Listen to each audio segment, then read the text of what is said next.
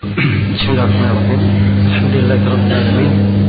Wassalatu wassalamu ala al-mab'uts rahmatan lil alamin. Nabiyina Muhammad wa ala alihi wa sahbihi wa man tabi'ahum bi ihsan ila yaumiddin. Amma ba'd.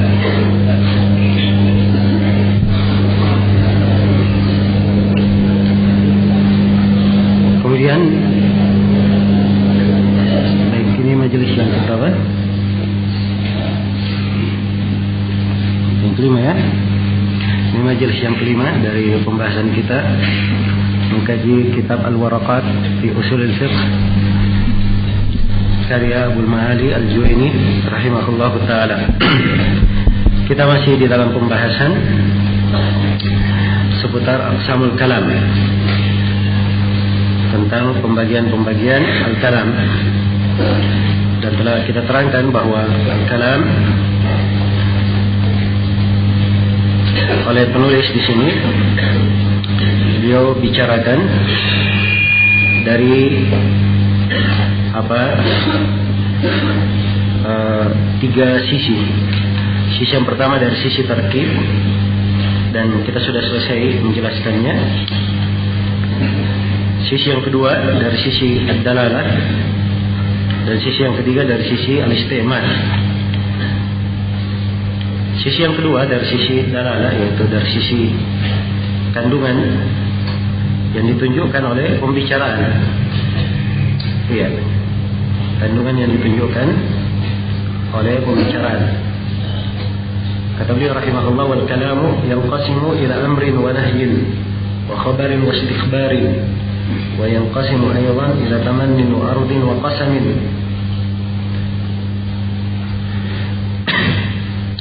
Dan kalam itu terbagi menjadi perintah dan larangan, berita dan pertanyaan. Istikhbar artinya meminta berita, ya, minta keterangan. Iya, itu istikhbar. Jadi kalau diwasikan bebas, dia bertanya, ya, pertanyaan. Wa yanqasimu aydan ila tamannin wa ardin wa qasamin, dan terbagi juga menjadi tamanni. Ya, tamanni itu dia mengharapkan sesuatu yang dia suka untuk mendapatkannya. Ya, misalnya seorang berkata, andai kata saya memiliki harta, saya memiliki biaya, saya ingin menunaikan ibadah haji. Ini tamanni namanya. Wa ardin, dan ard itu adalah permintaan dengan apa? Dengan lembut. Ya, misalnya dia berkata, ala tanzilu lana, ala tanzilu indana, tidakkah engkau singgah di rumah kami? Ya, ini permintaan dengan apa? Lembut. Wa qasamin, dan kalian sumpah. Dia berkata, wallahi la fa'alanna al-khair, demi Allah saya akan mengerjakan kebaikan. Demi Allah saya akan mengerjakan kebaikan. Iya. Jadi ini pembagiannya di sini. Jadi kalau kita lihat di pembagian penulis rahimahullah, ya, dengan pembagian yang beliau terangkan bahwa kalam ada yang menunjukkan perintah, ada yang menunjukkan larangan, ada yang menunjukkan berita, ada yang menunjukkan pertanyaan, juga ada yang menunjukkan tamanni, dia berharap mendapatkan sesuatu yang dia sukai. Ya. Nah, mungkin dibahasakan berangan-angan, ya, boleh. Cuman berangan-angan itu biasanya masuk juga di dalamnya sesuatu yang kadang tidak dia dapatkan. Tapi kalau tamanni tidak, dia mengharapkan sesuatu yang dia sukai, ya, yang dia sukai. Baik. Dan kadang pembicaraan menunjukkan sumpah, Nah, iya. Jadi secara umum di sini penulis beliau membagi pembicaraan itu menjadi dua. Beliau membagi kalam dari sisi kandungan yang terkandung di dalam pembicaraan itu oleh penulis dibagi menjadi berapa?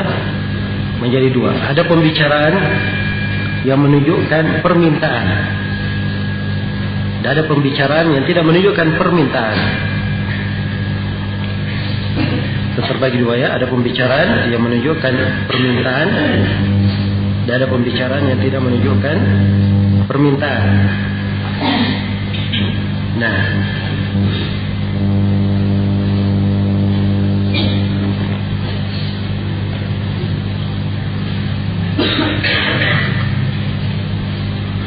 baik.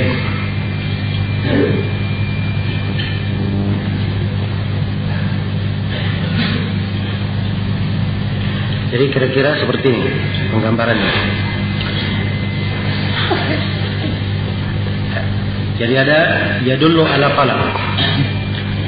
Yang pertama menunjukkan akan apa?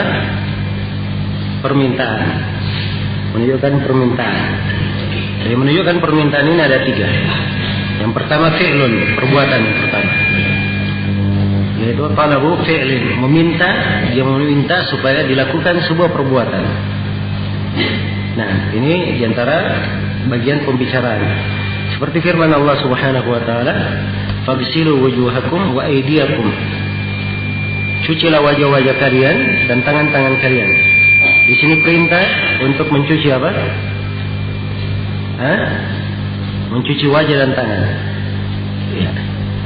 Kemudian yang kedua, ada perintah untuk meninggalkan. Perintah yang meninggalkan ini disebut nahyu, disebut larangan. Itulah yang disebut oleh penulis ya, wa nahyu. Ya. Misalnya Allah berfirman, "Wala taqrabuz zina." Jangan kalian meninggalkan zina. Jangan kalian meninggalkan zina. Perintah meninggalkan apa? Zina. La ta'kulur riba. Jangan kalian makan riba. Ini perintah untuk meninggalkan riba. Dan kadang dia permintaan, sifatnya permintaan diberikan kejelasan, ya, diberikan keterangan. Ya. Inilah istikhbar dan istifham. Itu yang disebut oleh penulis wa khabar wa istikhbar. Kadang dia berita, kadang dia istikhbar. Kadang dia apa? Istikhbar. Nah, ya, seperti firman Allah Subhanahu wa taala, "Ayawaddu ahadukum an takuna lahu jannatun min nakhilin wa anab." Apakah salah seorang dari kalian ingin mendapatkan surga kebun dari nakhil, dari pohon kurma, wa anab, dan kebun-kebun anggur? Ya, ini ilam ya. Dia bentuknya pertanyaan. Jadi itu pembicaraan. Ya. Baik. Kemudian dimaklumi kalau seorang bertanya itu terbagi dua. Ya, ada makna hakiki dan ada makna gairu hakiki. Mana yang hakiki dan mana yang selain apa? Hakiki. Mana hakiki dia bertanya betul. Ya. Dia bertanya betul. Di mana si fulan? Itu apa? Mana hakiki? Dia memang ingin tahu di mana si fulan. Ada makna pertanyaan tapi sebenarnya bukan pertanyaan yang dimaksud. Ya. Ada maksud tertentu selain hakiki. Yaitu tiga maksud disebut di sini oleh penulis. Yang pertama ada istifham, namanya takriri. Sifatnya takriri. Ya. Nah, seorang memiliki buku, saya ingin pastikan buku ini milik dia atau tidak. Saya katakan, "Ahada kitabuk?" Apakah ini buku kamu? Maksudnya mentakrir. Ya. Atau orang tersebut, ya, tadinya seakan-akan tidak mengakui bahwa itu adalah bukunya, padahal itu adalah bukunya, maka ditakrir. Bukankah ini bukumu? Jadi kalau diterjemahkan bahasa Indonesianya, bukankah ini bukumu? Tapi dia pakai a. Ya, bentuk pertanyaan. Dan kadang dia sifatnya istingkari. Ya, istifham istingkari. Ya. Misalnya seorang anak memukul adiknya. Ayahnya menegur si anak ini yang memukul adiknya. Dia berkata, "Kamu pukul adikmu?" Ini apa ini? Pertanyaan mau tahu atau pertanyaan mengingkari? Itu pertanyaan mengingkari. Iya. Dan juga kadang dia memberikan makna yang ketiga. Ini kalau diarahkan kepada sebuah makna tertentu, intibah kepada makna tertentu. Iya. Nah, baik. Jadi ini pembagian tentang apa? Madlulul kalam yang menunjukkan talab, yang disebut oleh penulis di sini. Kemudian penulis menyebutkan 3 contoh. Ya.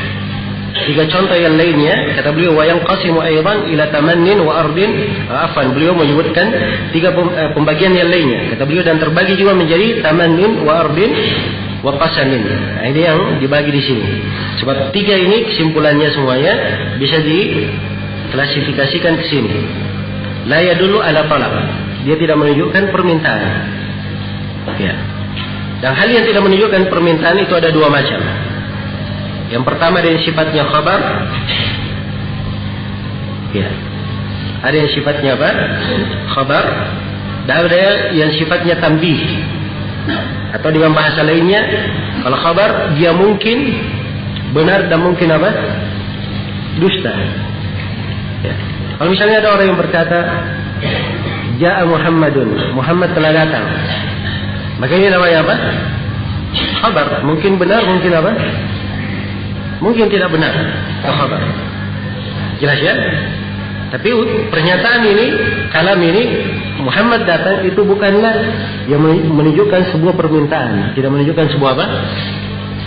Permintaan. Ya. Bagian yang kedua dari pembicaraan yang tidak menunjukkan permintaan, la yahtamil sidq au kadhib. Dia tidak mengandung kemungkinan dusta atau benar. Ya. Sebab dia tidak dihukumi. Seorang misalnya berkata, andai kata saya punya harta, andai kata saya punya harta, maka saya akan haji. Ya. Apakah ada yang boleh berkata kepadanya, kamu dusta dalam ucapanmu, atau kamu benar? Tidak. Ini tidak ada kaitannya dengan apa? Mendustakan atau apa? Membenarkannya. Ya. Jelas ya? Demikian pula kalau misalnya dikatakan tidaklah engkau singgah di rumah kami. Ya.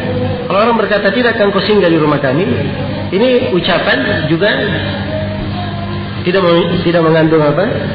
Ya, ihtimal dusta ataupun kadhib, tapi dia adalah sebuah tanbih. Demikian pula kalau dikatakan demi Allah saya akan melakukan kebaikan, dia bersumpah. Ya. Jelas ya? Maka dia di dalam sumpahnya ini tidak dikatakan bahwa dia mungkin benar, mungkin dusta, mungkin tidak.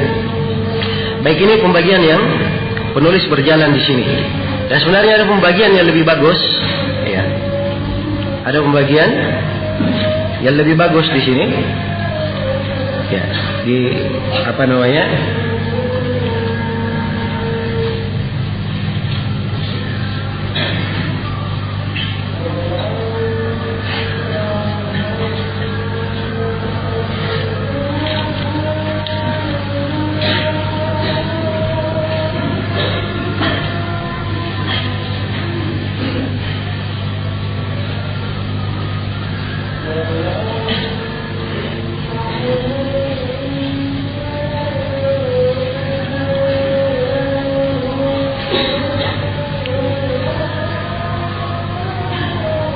Ya, sebenarnya ada pembagian yang lebih bagus dari apa yang disebutkan oleh penulis. Dan ini pembagian yang sekarang tampak di gambar ini yang biasanya dibagi di kalangan para ulama ahli bahasa, khususnya para ulama di kalangan ahli balaghah. Jadi mereka membagi kalam itu menjadi 2. Dilihat dari sisi madlul kalamnya, dilihat dari sisi kandungan yang terkandung di dalam pembicaraan itu, apa yang ditunjukkan oleh pembicaraan. Jadi mereka membaginya menjadi berapa? Menjadi 2. Yang pertama, ada yang merupakan insya. Ini insya. Kalam yang merupakan insya. Dan insya itu di istilah ahli balaghah sesuatu yang tidak ada kemungkinan dusta atau jujur. Tidak ada kemungkinan jujur maupun dusta. Ya. Jadi kandungan dari pembicaraan itu tidak dikatakan dia jujur, tidak pula dikatakan dia dusta. Jelas ya? Itu insya. Ya. Dan insya terbagi 2, ada talabi dan ada ghairu talabi. Ada permintaan dan ada selain permintaan. Ya. Kalau permintaan itu perintah ya. Permintaan untuk apa? Dilakukan perbuatan. Larangan juga permintaan. Permintaan untuk ditinggalkan. Istifham juga permintaan supaya dia diberitahu. Ya. Ardin. Ini juga bentuk permintaan tapi tidak sharih, tidak tegas. Demikian pula tamanni, dia bentuk permintaan. Ya, berangan-angan dia ingin haji, kalau dia punya harta, itu bentuk permintaan walaupun tidak tegas. Jadi yang pertama talabi, yang kedua ghairu talabi. Ya. Ada yang sifatnya sumpah. Ini insya juga. Dia ketika bersumpah dan dikatakan dia dusta ataupun jujur di dalam sumpahnya. Demikian pula al-madah, pujian, waddam, celaan. Ini semuanya disebut insya. Yang mengandung kemungkinan didustakan atau tidak itu di pemberitaan, di akhbar namanya, berita, khabar. Datang kepadanya berita, benar atau tidak, nah itu di situ pembahasannya, pembahasan akhbar. Jelas ya? Jadi ini pembagian kalam dari sisi yang kedua. Ya, ditinjau kepada kandungan pembicaraan yang terkandung di dalam kalam itu. Kemana dalalanya, kemana dilalanya. Ya. Baik, kemudian pembagian yang ketiga, kata penulis rahimahullahu taala di dalam kelanjutan pembahasan beliau. Iya.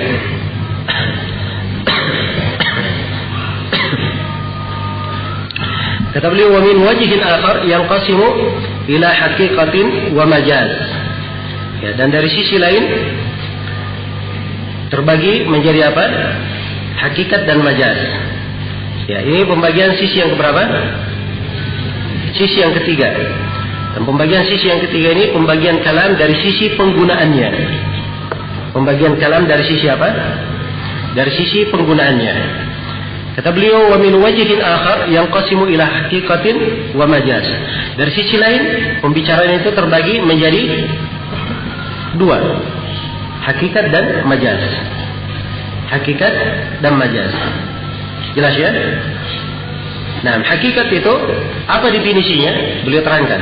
Fal haqiqatu ma baqiya fil istimali ala mawdu'ihi. Hakikat itu definisinya apa yang di dalam penggunaannya dia tetap di atas asal peletakan kata itu. Iya. Kalau dikatakan singa, singa itu binatang yang buas. Asalnya memang singa, penggunaannya untuk apa? Hah? Binatang yang buas. Jadi ini digunakan di atas asal apa? Penggunaannya. Ya, ini definisinya ya. Definisi yang lain, wakila mastu'mila fi mastuliha alaihi minal mukhatabah. Dari mengatakan bahwa dia adalah apa yang digunakan untuk istilah pembicaraan yang digunakan. Ya, tapi dibahasakan dengan bahasa kila di sini ya, menunjukkan bahwa beliau tidak terlalu menguatkan ini. Pilihan yang pertama yang lebih beliau kuatkan. Kalau majaz, kata beliau, wal majazu ma tujuwiza fihi an mawdu'ihi. Majaz itu apa yang keluar dari asal letak penggunaannya. Ya, contoh majaz. Ya. Seorang berkata, ya, saya melihat singa ya melempar atau singa membidik misalnya. Singa menghardik. Singa di sini apa? Seorang lelaki yang dia maksud. Dia sebut singa, maksudnya dia apa? Hah? Seperti singa. Ya. Maka ini singa dikeluarkan dari asal peletakannya. Asal peletakannya singa untuk apa? Binatang buas. Tapi dia gunakan untuk manusia karena manusia ini orang yang terlalu pemberani, ya, terlalu hebat dia disebutkan sebagai singa. Ya, maka ini penggunaannya apa? Majazi. Ya, penggunaannya secara majaz. Ini menurut penulis rahimahullahu taala. Jelas ya? Baik. Sebelum saya terangkan apa hukum majaz, saya baca dulu uraian penulis tentang hakikat. Beliau membagi hakikat, setelah itu menguraikan tentang majaz, baru kita uraikan apakah benar majaz itu ada atau tidak. Iya. Kemudian kata beliau rahimahullah, ya, dalam kelanjutan pembahasan, wal haqiqatu imma lughawiyyah wa imma syar'iyyah. Dan hakikat itu, ya, dan hakikat kadang dia lugawiyah. Nah, sekarang berbicara tentang hakikat. Hakikat ada 3 macam. Ada hakikat lugawiyah. Hakikat apa? Secara bahasa. Nah, secara bahasa. Ya, puasa itu apa artinya secara bahasa? Puasa itu secara bahasa artinya adalah apa? Menahan. Salat itu secara bahasa apa? Berdoa. Kan begitu? Ini hakikat lugawiyah. Hakikat syar'iyah. Ya. Kalau dia hakikat syar'iyah, berarti mana yang diinginkan secara apa? Secara syar'i. Misalnya dikatakan puasa. Berarti kalau dikatakan hakikat syar'iyah, puasa adalah menahan dari sesuatu yang telah ditentukan oleh syariat, tidak boleh dilakukan di bulan Ramadan, ditahan pada waktu tertentu. Pada waktu tertentu dengan niat yang khusus. Jelas ya? Itu puasa namanya. Ya, dia puasa ya, dari terbitnya fajar hingga terbenamnya matahari, tidak makan, tidak minum, tidak boleh melakukan hubungan suami istri. Itu disebut apa? Puasa dalam hakikat apa? Hakikat syar'inya. Hakikat syar'iyah. Jelas ya? Sekarang kalau misalnya salat, dia melakukan salat dimulai dari takbir, ditutup dengan taslim. Ini salat hakikatnya, hakikat apa? Hakikat syar'iyah. Jelas ya? Ya. Kemudian yang ketiga ada namanya wa imma urfiyah. Ada namanya hakikat urfiyah. Ya.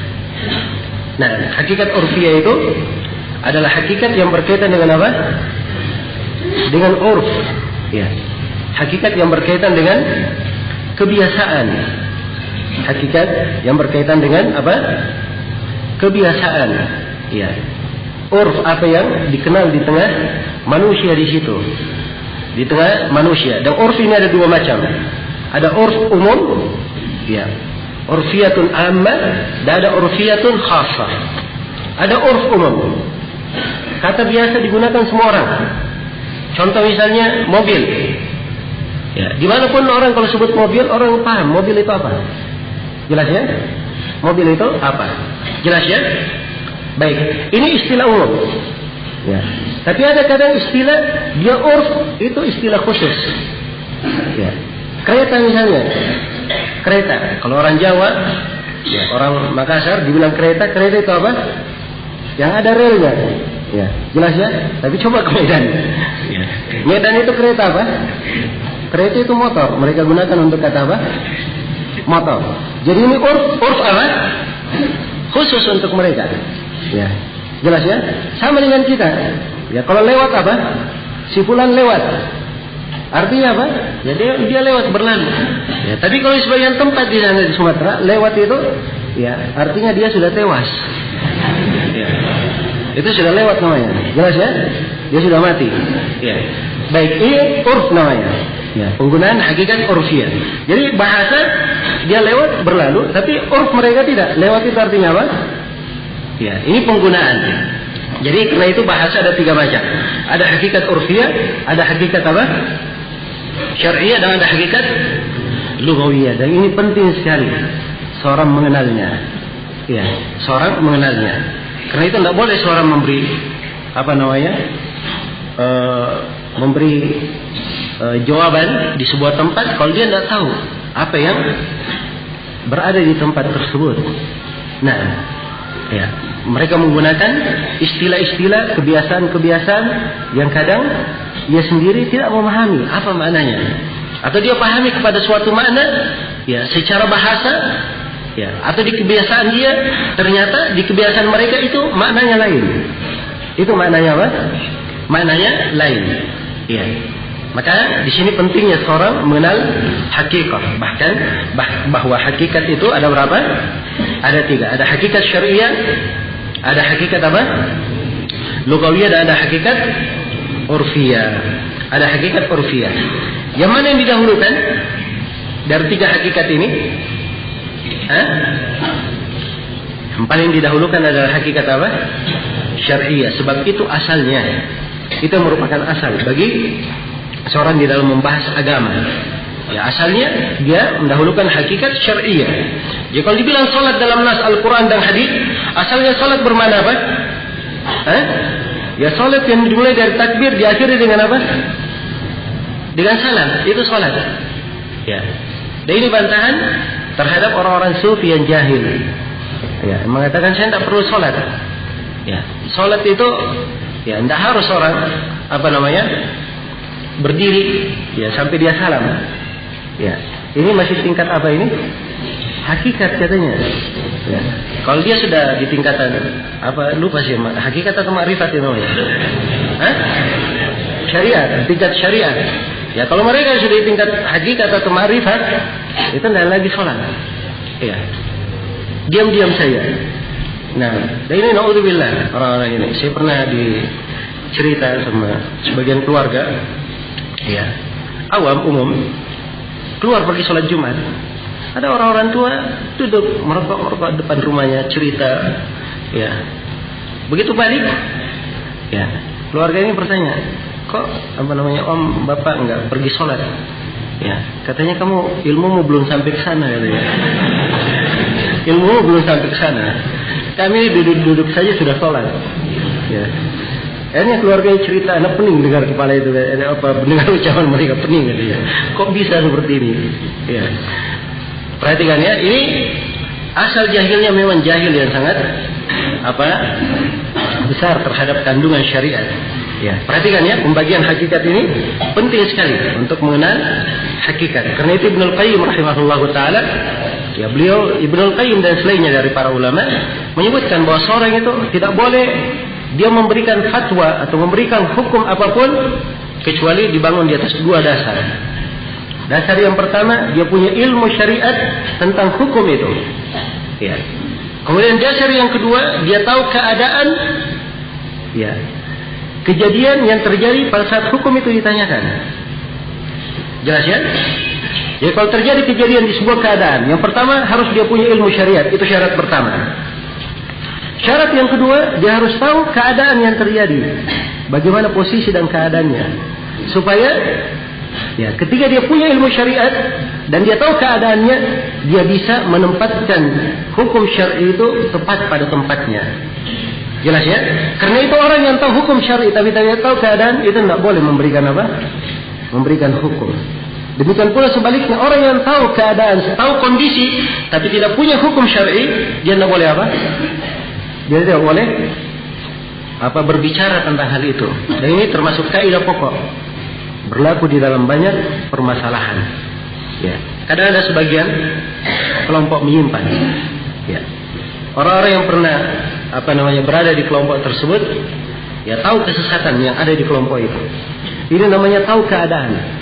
Tapi apakah dia punya ilmu syar'i yang menjelaskan, ya, bahwa ini adalah betul sesat, dari mana titik kesesatannya? Maka orang yang tahu keadaan ini harusnya menukil keadaannya kepada orang yang berilmu. Bukan mereka sendiri yang berbicara dan menghukumi. Itulah yang biasa kita saksikan sekarang ini ya. Orang-orang yang keluar dari jemaah ini, keluar dari jemaah ini, keluar dari jemaah ini. Ternyata kita lihat bicaranya juga, ya, pembicaraan yang keliru, ya, tidak benar.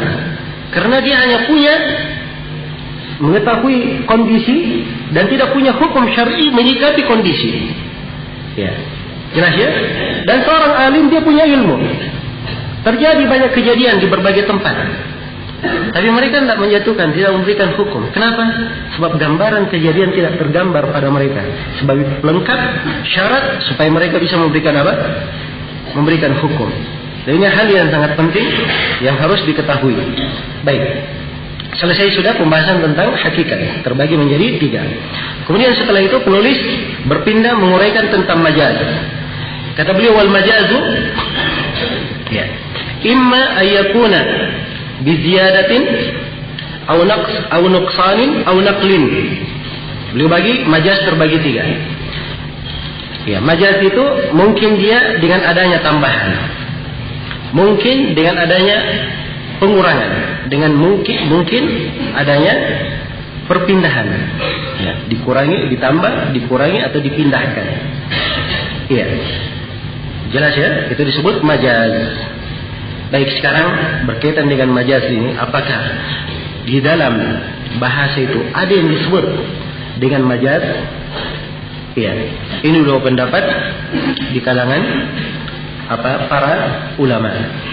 Dan kebanyakan para ulama bahwa di dalam nas-nas Al-Quran dan Sunnah itu tidak ada yang disebut apa? Tidak ada yang disebut majaz. Tidak ada yang disebut apa? Majaz. Iya. Jelas ya? Jadi kalau dikatakan saya melihat seorang singa, ya. Untuk orang misalnya, kalimat singa ini itu uslub di dalam bahasa Arab. Sebuah uslub penggunaan dalam bahasa Arab untuk menggambarkan keberanian. Tapi bukan dia apa? Bukan dia majaz. Jelas ya? Bukan dia majaz. Karena berucap tentang majaz ini banyak digunakan oleh ahlul bidah. Akhirnya mereka mentakwil nama-nama dan sifat Allah Subhanahu wa taala. Tangan, itu bukan tangan, tapi itu adalah apa? Kekuasaan. Itu adalah kekuasaan. Nah, dan ini dari pembahasan yang hendaknya diperhatikan di pembahasan usul fikih. Ya, dan tentunya membahas bahwa tidak ada majaz di dalam bahasa Arab, ya. Di atas pendapat yang paling kuat, dan sebagian para ulama ada yang berkata tidak ada majaz di dalam Al-Quran. Di dalam bahasa Arab ada, tapi di dalam Al-Quran tidak ada majaz. Ya, jelas ya? Ada yang berkata seperti itu. Yang jelas bahwa majaz itu adalah hal yang tidak ada dalam bahasa Arab. Ini pendapat yang insyaallah taala lebih kuat di dalam hal ini. Nah, pendapat ini yang masyhur ya di kalangan para ulama terdahulu, ya. Itu adalah pendapat sejumlah dari para ulama terdahulu dari kalangan ahli usul fikih, ya. Dan pendapat ini yang ditegaskan oleh Syekhul Islam Ibnu Taimiyah rahimahullah dan juga Ibnu Al-Qayyim, ya, membahas panjang lebar seputar batilnya majaz ini. Bahkan Ibnu Al-Qayyim menyebut bahwa majaz itu adalah tagut yang kelima. Itu adalah tagut yang kelima di dalam kitabnya As-Sawa'iq Al-Mursalah. Dan di antara para ulama terakhir belakangan yang paling bagus menjelaskan tentang majaz ini adalah Syekhu Syuyukhina, ya, guru dari para guru kami, yaitu kakek guru kami, Syekh Muhammad Amin Asy-Syinqiti rahimahullahu taala, di dalam kitab beliau Adwa al-Bayan. Ya. Nah, ada dicetak di juz ke-10. Sebenarnya risalah khusus beliau tulis, tapi dicetak juga di Adwa al-Bayan. Nah, judulnya mana? Jawaz al-Majaz. Iya. Dan untuk menguraikan dalil-dalil tentang hal ini kesempatannya kita tidak memungkinkan di kesempatan kali ini. Sekarang kita baca contoh-contoh yang disebutkan oleh penulis tentang majaz, pembagian beliau. Kata penulis rahimahullah,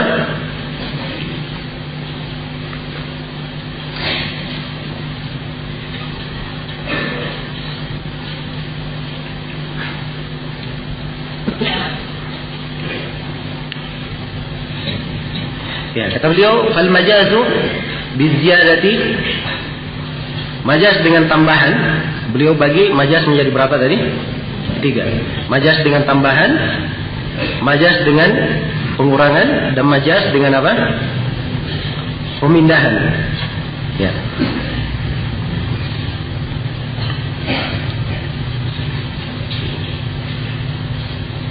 Atau 4 ya, beliau sebutkan ada lagi 1. Au isti'arah. Ya. Majaz dengan isti'arah. Berarti semuanya berapa? Semuanya 4. Beliau bagi menjadi 4. Nah, fal majazu biziyadah mithlu qoulihi ta'ala. Majaz dengan tambahan seperti firman Allah Ta'ala, laisa kamitslihi syai'un wa huwas samiul basir. Tidak serupa dengan sesuatu apapun dan dialah Allah As-Sami' Al-Basir. Kata mereka, kaf di situ. Kaf di contoh ayat ini, ya, laisa kamitslihi. Perhatikan kata huruf ka di situ, ya. Ya, laisa kamitslihi. Kata mereka kaf di situ itu kaf tambahan. Kata mereka kaf zaidah, tambahan. Nah, ini menunjukkan bahwa dalam Al-Quran ada majaz, sebab itu tambahan. Ya. Sebab asalnya tidak ada yang semisal, tidak ada sesuatu pun semisal dengannya. Tidak diartikan tidak ada sesuatu pun seperti semisal dengannya. Ya. Itu bahasa mereka. Tapi ini kita katakan ini tidak benar. Dikatakan majaz tidak benar. Bahkan kaf di situ adalah hakiki. Jelas ya, hakiki ya. Dan makna adanya kaf di situ sebagai taukid, sebagai penguat, sebagai hal yang menguatkan. Nah, jelas ya. Contoh yang kedua, majaz bin nuqsan. Ya, ini contoh mereka ya, kita akan terangkan kekeliruan contohnya. Dikatakan majaz bin nuqsan. Majaz dengan apa? Mengurangi. Mithlu qaulihi ta'ala, seperti firman Allah Ta'ala, was'alil qaryah. Tanyalah kepada apa? Penduduk negeri. Ya. Tanyalah kepada tanyalah kepada al-qaryah. Al-qaryah ini artinya apa? Al-qaryah artinya desa, negeri. Ya. Tapi tentunya yang ditanya apa? Desanya atau orang-orang penduduknya? Penduduknya. Berarti ada yang dikurangi di sini. Maksudnya was'al ashab al-qaryah. Tanyalah penduduk negeri itu. Jelas ya? Ini kata mereka. Namun ini keliru juga. Ya, dikatakan di sini majaz. Sebab ini dari uslub bahasa Arab. Ya, uslub bahasa Arab itu kalau sudah dimaklumi, kadang mereka buang kalimat karena sudah apa? Sudah dimaklumi. Dan itu dimaklumi dalam bahasa Arab. Jelas ya? Kemudian majaz yang ketiga, contoh majaz yang ketiga, al-majaz bin naqli. Ya, majaz dengan perpindahan. Jadi maknanya dipindah dari mana asalnya digunakan di dalam bahasa Arab kepada makna yang lain. Diberi contoh di sini oleh penulis kal-ghaib fima yakhruju minal insan. Seperti al-ghaib. Al-ghaib dalam bahasa Arabnya, ya, dia adalah tempat yang kosong di atas muka bumi, itu ghaib. Ya. Kemudian setelah itu dibahasakan untuk sesuatu yang keluar dari apa? Ya. Untuk dibahasakan untuk kotoran yang keluar dari manusia, disebut ghaib. Padahal asalnya dia adalah tempat tenang di atas muka bumi, yaitu WC asalnya. Tapi orang ke WC buang apa di WC? Buang hajat kan? Ya. Setelah itu hajatnya disebut dengan apa? Disebut dengan ghaib. Maka ini katanya majaz bin naql. Asalnya untuk tempat, berubah dinamakan untuk apa? Dinamakan untuk kotoran. Nah, dinamakan untuk kotoran. Baik, maka dikatakan bahwa ini bukan, ya, sebenarnya majaz. Ya, tapi ini hakiki. Dan itu disebut hakikat apa? Hakikat urfiyah. Ya, urf mereka menganggap bahwa itu disebut dengan apa? Dengan ghaib. Ya, selesai. Jelas ya? Dan dikatakan bahwa dia adalah majaz. Nah, kemudian yang keempat, al-majaz bil isti'arah. Ya. Katanya majaz dengan isti'arah. Ya. Maksudnya isti'arah, dia meminjam makna yang khusus, ya, untuknya. Nah, qaulihi ta'ala jidaran yuridu an yanqadda. Seperti firman Allah, ya, jidar, tembok ingin jatuh. Ya, temboknya punya keinginan, tembok punya keinginan, ini kalimat yuridu, temboknya ingin, ya, ingin jatuh. Ya. Tembok itu adalah benda mati katanya, tidak punya apa? Tidak punya keinginan. Ya. Sekali lagi ini dijawab mudah, bahwa ini adalah uslub dari apa? Dalam bahasa Arab. Kemudian sisi lain, ya, apa salahnya kalau memang tembok ingin jatuh? Ya. Memang tembok itu benda mati secara mutlak begitu. Ya. Di dalam dalil-dalil syar'i diterangkan, ya, bahwa Nabi sallallahu alaihi wasallam pernah bersabda, "Inni la'alamu hajaran di Makkah, kana yusallimu alayya qabla an ubad." Saya tahu di Makkah itu ada sebuah batu, batu ini memberi salam kepada saya sebelum saya diutus sebagai nabi. Batu memberi salam. Ya, jelas ya? Kalau begitu, ini diarahkan kepada makna majaz adalah hal yang sangat tidak benar. Ya. Jangan sampai sini. Berarti dari sini bisa disimpulkan bahwa tidak ada majaz. Ya, tidak ada yang disebut majaz itu di dalam Al-Quran dan hadis, ya, dan menurut pendapat, ya, sejumlah ulama juga di dalam bahasa Arab tidak ada disebut apa? Majaz. Jadi secara global untuk pembagian, ya, majaz ini, ya, penulis rahimahullah taala kita bisa gambarkan, ya, apa yang diterangkan oleh penulis sebagai berikut dengan penggambaran yang antum lihat itu. Nah, jadi itu pembagian yang disebutkan oleh penulis di sini. Jadi pembicaraan dilihat dari sisi penggunanya terbagi dua. Ada yang namanya apa? Hakikat. Yang kedua namanya apa? Majaz. Hakikat terbagi berapa? Terbagi tidak. Ada hakikat lugawiyah, hakikat secara bahasa. Yang kedua ada hakikat apa? Syariah. Yang ketiga ada hakikat urfiyah. Hakikat urfiyah terbagi dua. Ada urfiyah umum, ammah, dan ada urfiyah apa? Khassah. Majaz terbagi berapa? Terbagi 4. Ada majaz biziyadah dengan tambahan, dan ada majaz dengan nuqsan, dan ada majaz dengan apa? Dengan pemindahan, dan ada majaz dengan isti'arah, meminjam makna lain. Dan telah kita terangkan bahwa majaz dengan seluruh pembagiannya ini yang benarnya apa? Tidak ada. Ya. Apa yang mereka sebut dengan majaz itu sebenarnya uslub dari uslub apa? Bahasa Arab. Ya. Jadi kalau dia uslub dari uslub bahasa Arab, kembalinya kepada hakikat apa? Hakikat lugawiyah, hakikat bahasa. Jelas ya? Kalau begitu tidak ada yang disebut dengan majaz. Ya, wallahu taala alam. Baik, selesai sudah di sini pembahasan tentang apa? Aqsam al-kalam. Ya, selesai pembahasan tentang aqsam al-kalam, pembagian al-kalam. Ya. Dan penulis sekarang akan berpindah dijelaskan bagian yang kedua dari pembahasan usul fikih yang akan beliau terangkan. Kita masih di dalam pembahasan abwab apa? Usul fikih. Perhatikannya abwab usul fikih. Ya, masih kita bahas bab-bab tentang usul fikih. Ya, kita sudah menyelesaikan bab tentang apa? Aqsam al-kalam sudah selesai. Sekarang beliau akan menjelaskan tentang amr dan nahi, perintah dan larangan. Ya, cuman awal-awal beliau mulai dengan apa? Menjelaskan perintah dahulu, menjelaskan perintah. Di dalam menguraikan tentang perintah ada beberapa pembahasan yang akan dibahas. Yang pertama definisi perintah. Yang kedua bentuk dari perintah. Yang ketiga kandungan perintah itu menunjukkan makna wajib asal kandungan. Kemudian yang kedua kalau dia tidak menunjukkan makna wajib, ya maka pasti ada indikasi yang memalingkannya. Kemudian yang pembahasan yang kelima, ya. Apakah perintah itu mengharuskan perintah itu berulang kali dilakukan? Ini akan dibahas juga. Kemudian yang keenam, apakah perintah itu mengharuskan al-fawriyah, harus sesegera mungkin dilaksanakan? Ini 6 pembahasan dan akan datang beberapa pembahasan lain lagi berkaitan dengan perintah. Kita baca dulu uraian penulis di sini.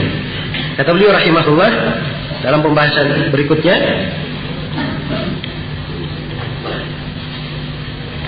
ya, kata beliau al-amru wal amru istida'ul fi'li bil qawli mimman huwa dunahu ala sabilil wujub.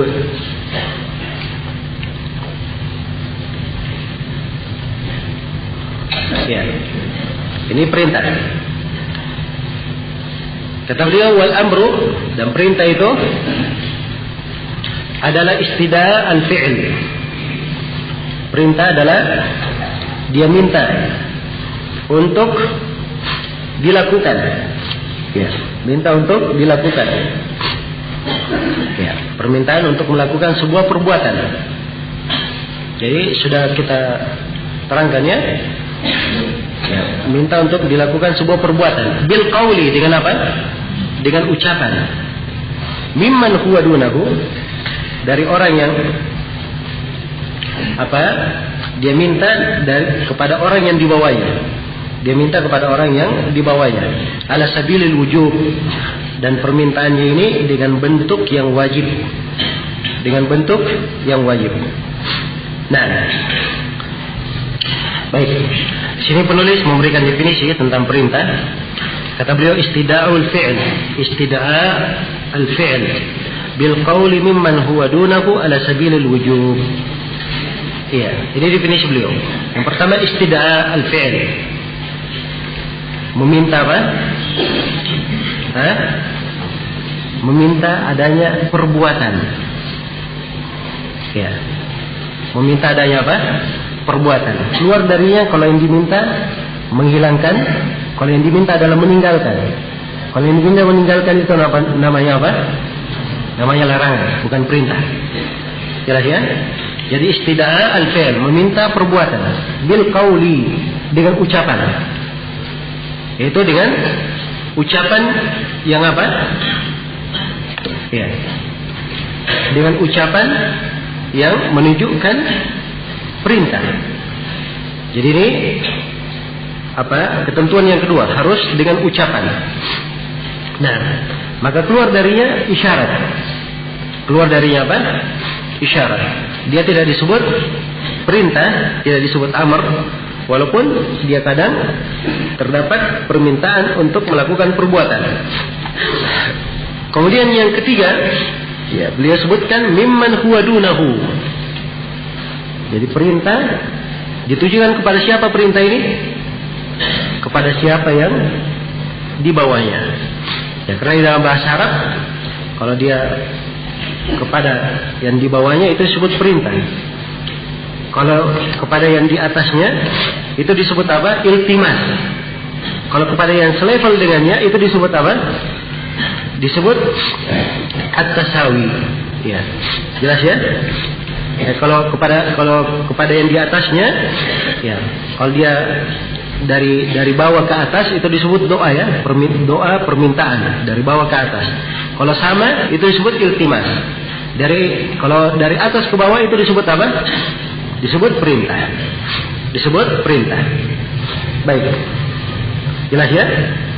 Jadi kalau si A bilang kepada kawannya, ambilkan ini. Memang lafaznya perintah, tapi dia apa? Sifatnya tasawi. Nah, iltimas namanya. Baik. Kemudian kata penulis ala sabilil wujub, dan di sini tidak ada masalah ya, walaupun ada yang mengkritik kalimat ini mimman huwa dunahu, ya, tapi itu tidak dipermasalahkan sebab seluruh dalil-dalil syariat datangnya dari mana? Datangnya dari Allah, dari menciptakan kepada siapa? Kepada makhluknya. Karena itu bahasanya di sini tidak usah terlalu dipermasalahkan. Ya, kemudian yang keempat dikatakan ala sabilil wujub. Ya, dengan bentuk yang wajib. Ya, keluar darinya kalau permintaan melakukan perbuatan dengan ucapan itu, ya, bukan wajib tapi hanya anjuran atau hanya pembolehan. Hanya pembolehan. Sebab ada kata-kata perintah tidak menunjukkan mana wajib, hanya menunjukkan mana apa? Mana pembolehan. Hanya menunjukkan mana pembolehan atau mana anjuran saya. Jelas ya? Dan ini akan diterangkan oleh penulis nanti. Baik. Sekarang kalau kita misalnya baca, ya, ayat wa aqimus shalah, dan tegakkanlah salat. Ini apa namanya? Perintah. Perintah untuk menegakkan salat. Wa atuz zakat, dan keluarkanlah zakat. Ini menunjukkan apa? Perintah untuk mengeluarkan zakat. Iya. Kemudian kata penulis rahimahullah, wasiqatuhu if'al. Ini pembahasan berikutnya, penjelasan tentang bagaimana sighah, bentuk-bentuk perintah itu. Ya, sighahnya kalau dia berkata if'al, lakukanlah, kerjakanlah.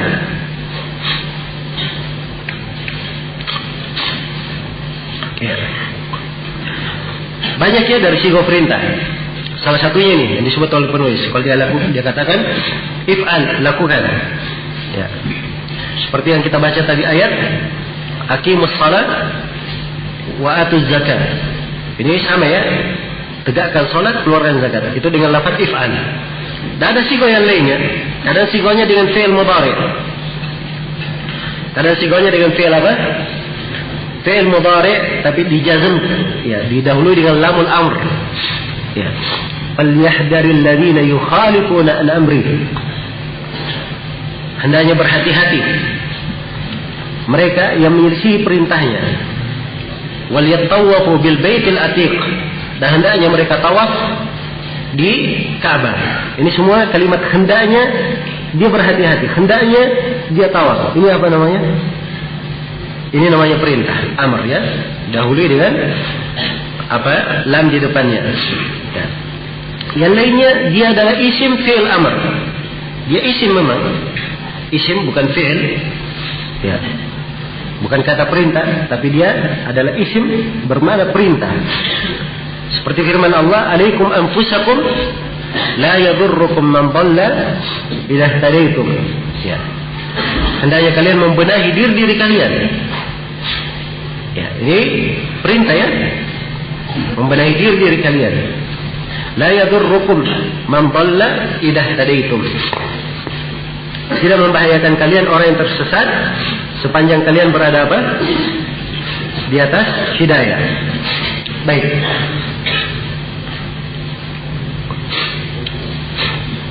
Iya. Kemudian dari bentuk perintah juga dia kadang dengan masdar. Ya, dengan masdar. Fadarbar riqab. Ya, di dalam ayatnya fadarbar riqab di surah Muhammad. Darb itu dari masdar. Tapi artinya perintah. Kalau diterjemahkan, maka pengganglah leher-leher itu. Jelas ya? Kemudian dari juga sighah fi'il amr. Ya, apa yang mustaq dari perintah itu? Ya, seperti firman Allah, innallaha ya'murukum an tu'addul amanati ila ahliha.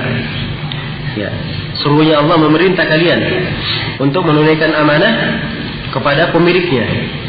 Ya, dan kadang ada berita khabar tapi dia bermakna perintah. Bermakna perintah, seperti firman Allah, wal walidatu yurdi'na auladahunna. Dan para ibu hendaknya ia menyusui anak-anaknya. Di situ yurdi'na adalah apa? Berita. Tapi dia bermakna perintah, hendaknya dia menyusui anak-anaknya. Baik. Jelas ya? Jadi ini sighah perintah. Ini pembahasan yang kedua berkaitan dengan perintah. Pembahasan yang ketiga tentang masalah apa? Ya. Penggunaan perintah ini. Hukum asal dari perintah. Hukum asal dari perintah. Kata penulis rahimahullah taala, wa hiya inda al-itlaq wa tajarrud anil qarina tuhmal alayhi. Ya. Wa hiya, ya, maksudnya dan perintah ini, ya, sighah perintah ini ketika diitlaqkan dan tidak ada indikasi di sekitarnya, maka asalnya dia menunjukkan mana apa? Asalnya dia menunjukkan makna wajib. Asalnya dia menunjukkan mana apa? Makna wajib. Itu asalnya. Ya, dan ini pendapat penulis ini adalah pendapat, ya, yang dipegang oleh apa? Para ulama, ya. Bahkan, ya, sepakat para ulama bahwa asal dalam perintah menunjukkan mana apa? Mana wajib. Di antara dalilnya Al-Quran, firman Allah Subhanahu wa taala, "Falyahdharil ladzina yukhalifuna an amri." Hendaknya berhati-hati orang yang menyelisih perintah Nabi. Antusibakum fitnah yusibakum adzabun alim. Dia akan ditimpa dengan fitnah atau ditimpa dengan siksaan yang apa? Siksaan yang pedih. Ya, menunjukkan bahwa kapan dia tinggalkan perintah, dia diancam dengan apa? Siksaan, dan diancam akan tertimpa fitnah. Iya. Dan juga firman Allah Subhanahu wa taala, "Wa ma kana lil mu'minin wa la mu'minatin idza qada Allahu wa rasuluhu amran ay yakuna lahumul khiyaratu min amrihim." Dan tidaklah pantas bagi seorang mukmin dan mukminah, kalau Allah dan Rasulnya telah menetapkan sebuah perkara, tidak pantas dia mempunyai pilihan lain. Ini menunjukkan apa? Kewajiban dia mengikuti perintah. Iya. Dan terhadap penduduk neraka yang disiksa, kenapa? Wa idza qila lahum irka'u la yarka'un. Kalau dikatakan kepada mereka, rukuklah kalian. Rukuklah kalian ini apa? Perintah atau bukan? Perintah. Mereka tidak rukuk. Kalau dikatakan kepada mereka, rukuklah kalian, apa yang mereka lakukan? Mereka tidak rukuk, tidak menjalankan perintah. Mengakibatkan mereka mendapatkan siksaan. Ya. Karena itulah, ya, para ulama dengan dalil-dalil dari 3 ayat yang saya bacakan tadi, ya, dan banyak lagi ayat yang lainnya, menunjukkan bahwa asal dalam perintah menunjukkan apa? Wajibnya. Dari hadits Nabi SAW bersabda, "Laula an asyqa ala ummati la amartuhum bis-siwak apa? Inna kulli shalah." Andai kata tidak memberatkan umatku, saya akan perintah mereka untuk bersiwak setiap kali salat. Kalimat perintah menunjukkan bahwa asal perintah bermakna apa? Wajib. Ya, sebab kalau Nabi perintah bersiwak, itu artinya wajib mereka bersiwak. Tetapi Nabi tidak perintah karena akan memberatkan apa? Umatnya. Maka hukumnya menjadi apa? Menjadi sunnah muakkadah. Dan sepakat para ulama tentang hal ini. Ya, mereka ketika di banyak keadaan kalau mereka menegur ya orang, maka mereka mendatangkan ya ayat-ayat maupun hadits-hadits yang menjelaskan tentang perintah ya, yang menunjukkan bahwa itu asalnya bermakna wajib. Asalnya bermakna apa? Wajib. Karena itu apa yang disebut oleh penulis di sini sudah tepat, bahwa asalnya kalau ada perintah maka asalnya dia bermakna apa? Dia bermakna wajib. Ya, ini pembahasan yang ketiga. Kecuali kata beliau, ini pembahasan yang keempat, kecuali ini perhatikan, ma dallat dalilu minhu, apa yang ditunjukkan oleh dalil minhu an-nadabu wal ibahah fayuhmalu alaihi. Kecuali kalau ada dalil, ya, kecuali kalau ada dalil yang memalingkan dari apa? Perintah. Ya, kecuali kalau ada dalil yang menunjukkan bahwa itu ya bukanlah wajib. Jadi ada dalil ya, kecuali kalau ada dalil yang menunjukkan bahwa perintah itu yang diinginkan an-nadab, sunnah, atau al-ibahah, atau yang diinginkan adalah mubah. Maka kalau ada dalil, maka perintah itu diarahkan kepada mana apa? Makna sunnah atau mana dia mubah, boleh. Jelas ya? Jadi kaidahnya asalnya pada perintah menunjukkan mana apa? Menunjukkan mana wajib. Kecuali kalau ada dalil yang memalingkan dari asal ini. Ya. Sekarang apa itu? Dalil yang memalingkan dari asal. Bagaimana bentuk-bentuknya? Bagaimana bentuk-bentuknya? Baik. Di sini saya akan terangkan beberapa bentuk dari perkara ya, yang memalingkan perintah dari wajib menjadi apa? Menjadi sunnah. Iya. Dan secara global mungkin bisa dibagi dua. Yang memalingkan perintah itu dari wajib kepada makna yang lain bisa dibagi dua. Yang pertama, ya, ada yang bersambung dengan perintah itu. Ada yang bersambung dengan perintah tersebut. Iya, ada yang bersambung dengan perintah tersebut. Misalnya, Nabi Shallallahu Alaihi Wasallam memerintah, ya, baina kulli adanaini salatun. Ya. Antara adhan dan qamat adalah apa? Ada salat. Ya, dalam sebuah riwayat rakaatan. Sebagian riwayat datang betul dengan lafaz perintah. Ya, jelas ya? Antara dua salat, antara dua adhan, yaitu antara adhan dan qamat ada salat 2 rakaat. Ini apa ini? Perintah. 3 kali diulangi oleh Nabi di dalam hadisnya. Namun di kali yang ketiga Nabi memberikan tambahan liman syaa, bagi siapa yang apa? Menghendaki. Jadi kalimat bagi siapa yang menghendaki ini apa? Mengeluarkan perintah dari wajib, menunjukkan apa? Itu adalah sunnah atau an-nadab. Ya, mandu. Karena apa? Karena Nabi memberikan pilihan liman syaa, bagi siapa yang berkehendak. Dan kadang yang memalingkannya tidak dinas itu, dia dinas lain. Dinas lain. Seperti yang kita beri contoh ya, tentang ayat mudayana, berutang. Kalau suruh seorang berutang, ya, secara apa namanya, beransur, dia transaksi barang tidak secara kontan, dia bayar secara beransur, maka Nabi di dalam Al-Quran dikatakan faktubu, tulislah. Faktubu di sini dia sigo perintah atau bukan? Sigo perintah. Asal perintah menunjukkan apa? Wajib. Tapi menulis akad itu hukumnya apa? Hukumnya sunnah. Apa dalilnya? Ada ayat lain yang memalingkan kewajiban, yaitu ayat setelahnya. Di ayat setelahnya dikatakan, fa in amina ba'dukum ba'dhan falyu'addi alladhi tumina amanatah. Kalau sebagian dari kalian aman, percaya kepada sebagian yang lainnya, dia tunaikan saja amanahnya. Tidak diperintah untuk menulis. Ya, kalau percaya. Jelas ya? Ini menunjukkan bahwa perintah di situ, tulislah. Perintah itu bermakna apa? Bermakna sunnah. Bermakna sunnah. Baik. Ya, contoh lain.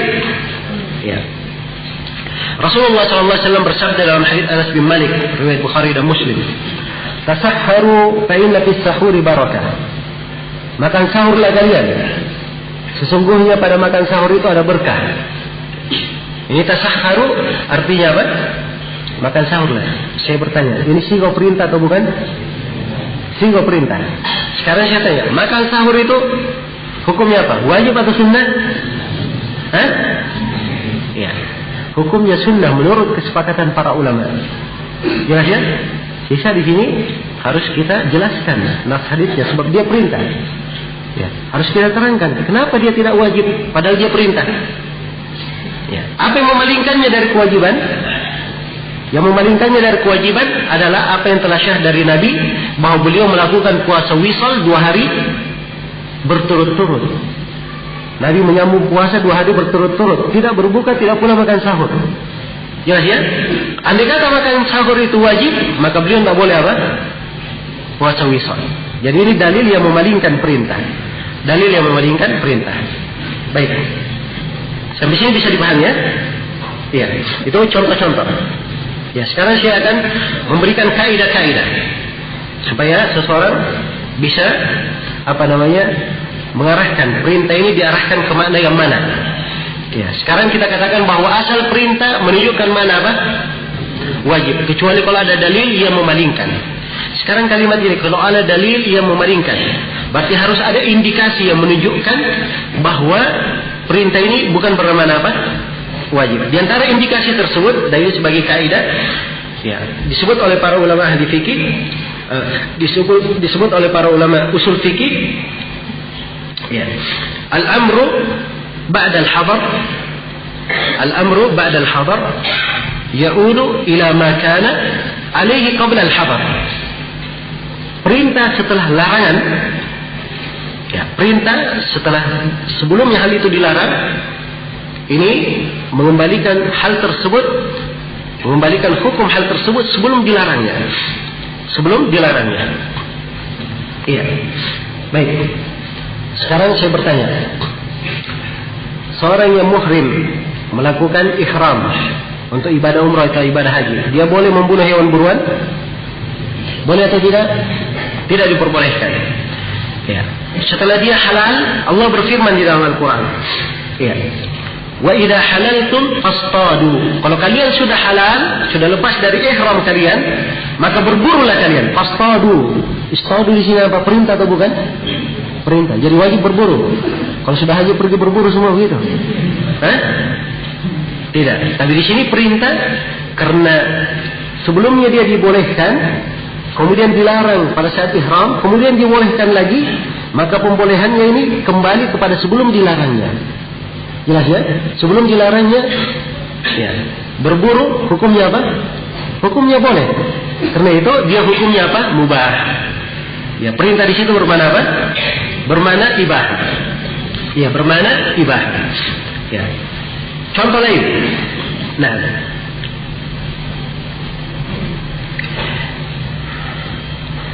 ya. Contoh lain, firman Allah Subhanahu wa taala, فَإِذَا قُضِيَتِ الصَّلَاةُ فَانْتَشِرُوا فِي الْأَرْضِ وَابْتَغُوا مِنْ فَضْلِ اللَّهِ. Ya, berdagang, berjual, jual beli boleh atau tidak? Boleh. Tapi kalau azan Jumat dibolehkan atau tidak? Tidak dibolehkan. Kalau azan Jumat sudah. Jelas ya? Diharamkan. Setelah sholat Jumat Allah berfirman, "Faidah qudiyatis sholat." Kalau sudah sholat Jumat, bertebaranlah kalian di muka bumi dan carilah dari keutamaan Allah. Dibolehkan lagi apa? Berdagang. Bahasanya pantashiru, bertebaran. Ini perintah atau bukan? Perintah. Wabatagu, perintah atau bukan? Perintah. Ya. Jadi kalau habis sholat tidak ada yang boleh pulang ke rumah. Langsung pergi kerja semua begitu. Ya. Tidak. Di sini perintah maknanya apa? Kembali kepada sebelum dilarangnya. Asalnya jual beli sebelum dilarang. Ketika ada Jumat asalnya apa? Boleh kan? Ya, bukan kewajiban, bukan pula apa? Bukan sunnah. Dia adalah hal yang mubah. Karena itu dia kembali kepada asal sebelum dilarangnya. Baik. Ini yang pertama. Kaidah yang pertama. Kaidah yang kedua, ya. Perintah yang datang setelah pertanyaan. Setelah pertanyaan atau setelah minta izin, itu menunjukkan bolehnya saja. Menunjukkan bolehnya. Ya, contohnya hadis Jabir bin Samurah riwayat Muslim. Ya, seorang lelaki bertanya kepada Rasulullah SAW. Ya, atawaddau min luhumil ghanam? Apakah saya berwudu kalau saya makan daging kambing? Kata beliau, in syi'ta fatawadda wa in syi'ta fala tawadda. Ya, kata beliau, kalau kamu ingin berwudulah. Ya. Dan kalau kamu ingin apa? Kamu tidak berwudu. Nah, Kemudian jelas ya. Kemudian Nabi Shallallahu Alaihi Wasallam ditanya tentang orang yang makan daging onta. Ya, kalau saya makan daging onta bagaimana? Kata Nabi, iya. Fatawadda min luhumil ghadam. Kamu berwudu dari makan daging. Fatawadda min luhumil ibil. Berwudulah kamu dari makan daging onta. Kemudian Nabi Shallallahu Alaihi Wasallam ditanya, usolli fi marabidil ghanam, apakah boleh saya salat di kandang-kandang kambing? Kata beliau, iya, diperbolehkan. Ya, jelas ya. Nah, iya, diperbolehkan. Ya. Baik, datang dalam sebuah riwayat, ini sisi pendalian kita. Datang dalam sebuah riwayat, Nabi berkata, "Na'am, sholli." Iya, salatlah kamu. Ya, sholli di sini apa? Perintah atau bukan? Perintah. Jadi dia wajib salat di kandang kambing. Begitu? Tidak, di sini ia datang bertanya. Ya. Jadi perintah setelah pertanyaan ini hanya menunjukkan apa? Menunjukkan bolehnya. Ini diantara ya kaidah ya, diantara kaidah. Baik. Ya. Dan ada di dalam, kadang di dalam konteks apa namanya? Perintah itu sendiri atau di konteks nas itu sendiri ada korina-korina, indikasi-indikasi yang memalingkan. Seperti tadi saya sudah beri contoh ya tentang sahur, itu indikasi-indikasi namanya. Nah, di antara indikasi misalnya Nabi Shallallahu Alaihi Wasallam bersabda, "Lita'khudhu anni manasikakum." Sengaja kalian apa? Mengambil manasik haji kalian dari aku, kata Nabi. Disuruh mengambil manasiknya dari Nabi. Ini perintah mengambil seluruh manasik dari Nabi. Asalnya perintah menunjukkan apa? Wajib. Kalau begitu seluruh tuntunan ibadah haji semuanya adalah apa? Semuanya adalah wajib. Begitu. Nah, padahal kita sudah pelajari di dalam haji ada yang rukun haji, ada yang kewajiban haji, dan ada apa? Sunnah haji. Tapi kalau hadis, hendaknya kalian ambil ibadah haji kalian dari apa? Dari saya. Ini kan perintah. Nah, perintah ini dipalingkan oleh sebuah indikasi. Di mana Nabi Shallallahu Alaihi Wasallam di tanggal 10 Dzulhijjah, ya, Nabi melakukan haji. Ya. Beliau melempar jamrah. Kemudian beliau cukur. Ya. Beliau cukur. Ada orang yang bertanya, ya. Dia berkata, "Ya Rasulullah, saya menyembelih sebelum saya melempar." Padahal Nabi menyembelihnya setelah itu. Kata Nabi, "La haraj, tidak apa-apa." Ada lagi yang bertanya, "Ya Rasulullah, ya, apa? Saya tawaf sebelum saya apa? Melempar." Kata Nabi, "La haraj, tidak apa-apa." Padahal Nabi urutan yang beliau lakukan, beliau apa? Beliau melempar, kemudian apa? Cukur, kemudian tawaf, kemudian beliau menyembelih. Ya, jelas ya?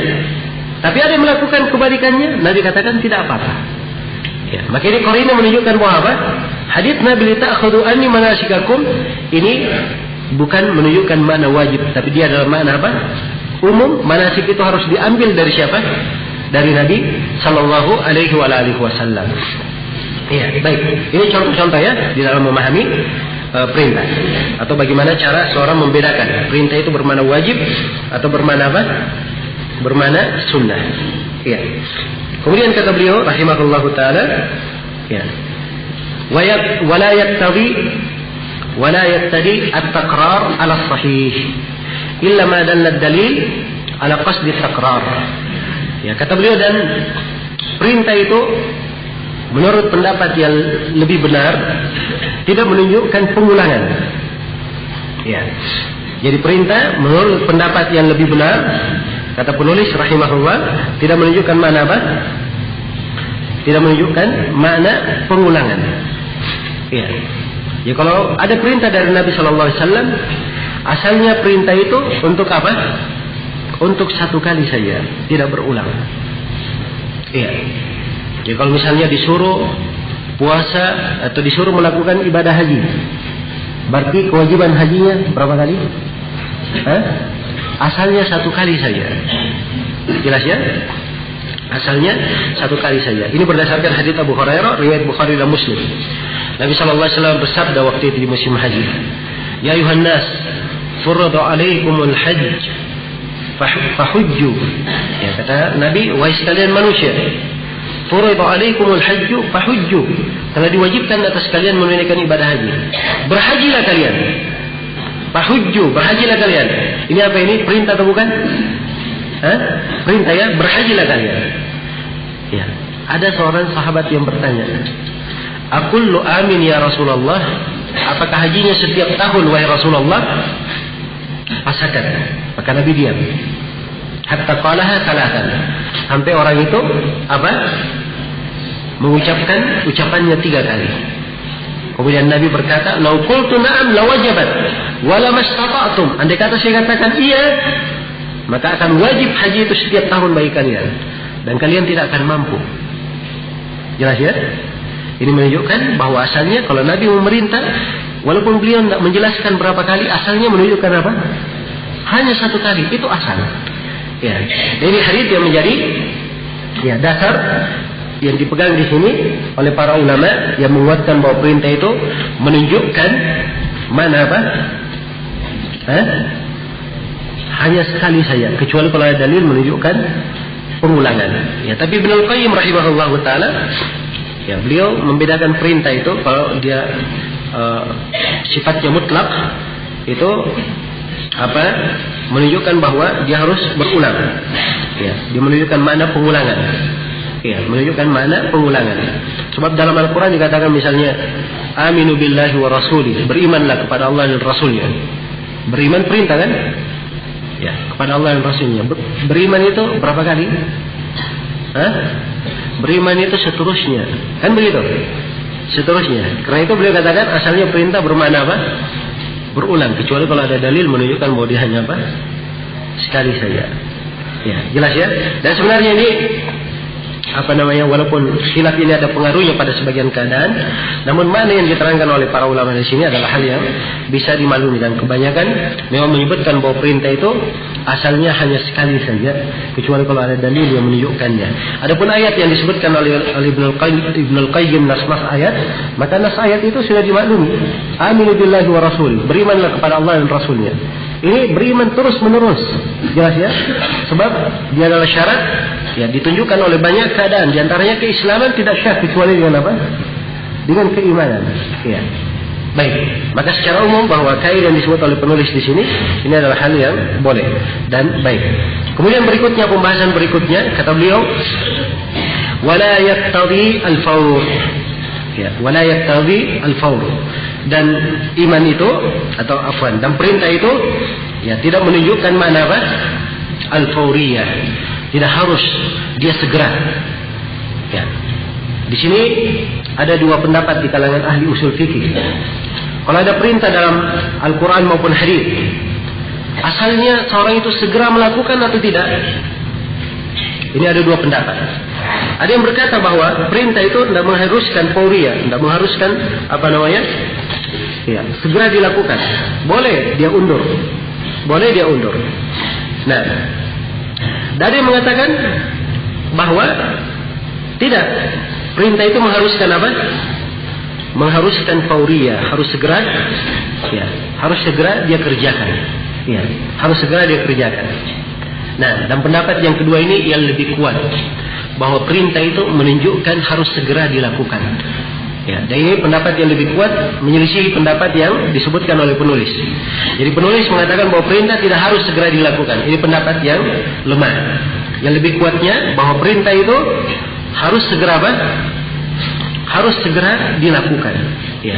Karena ini masuk dalam keumuman firman Allah Subhanahu wa taala, "Wasari'u ila maghfiratin min rabbikum." Dan bersegeralah kalian menuju kepada pengampunan dari Rabb kalian. Dan Allah berfirman, "Sabiqu ila maghfirah." Berlomba-lombalah menuju kepada pengampunan. Fastabiqul khairat, bersegeralah menuju kepada kebaikan. Ya, dan kalimat bersegera ini menunjukkan apa? Secepat mungkin dilakukan. Secepat mungkin dilakukan. Nah, baik. Ketika Allah Subhanahu wa taala berfirman kepada iblis, ya, sujudlah kepada Adam. Ya, iblis waktu itu apa? Tidak sujud. Ya, langsung ditegur. Ma mana'aka an la tasjuda id amartu. Kenapa kamu tidak sujud ketika saya perintah? Menunjukkan mau perintah harus apa? Sesegera mungkin. Ya. sesegera mungkin. Andai kata dia harus segera, mungkin akan diberikan waktu luang untuk iblis 1 tahun 2 tahun supaya nanti dia sujud kepada Adam. Jelas ya? Baik, ini diantara pendalilan ya, diantara pendalilan. Kemudian diantara pendalilan juga ya dari sisi, kemudian dalil dari ayat banyak sebenarnya. Cuma di sini saya ingin memberikan pendalilan dari sisi kebiasaan yang dikenal. Seorang anak misalnya, ya dikatakan kepada ayahnya berkata kepadanya, ambilkan saya air.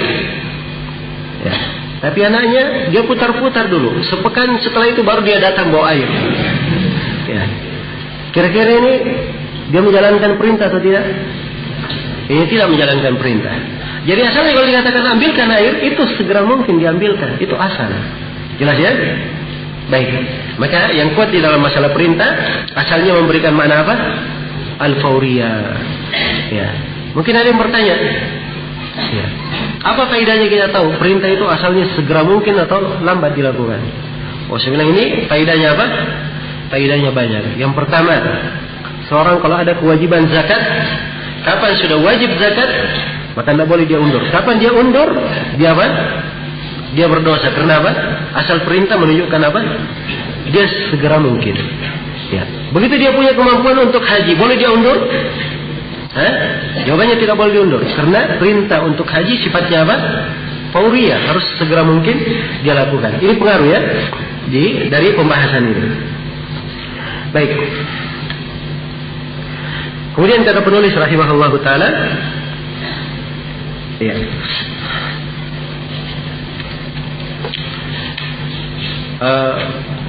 Di sini beliau kemukakan alasan kenapa perintah tidak harus bermakna segera mungkin.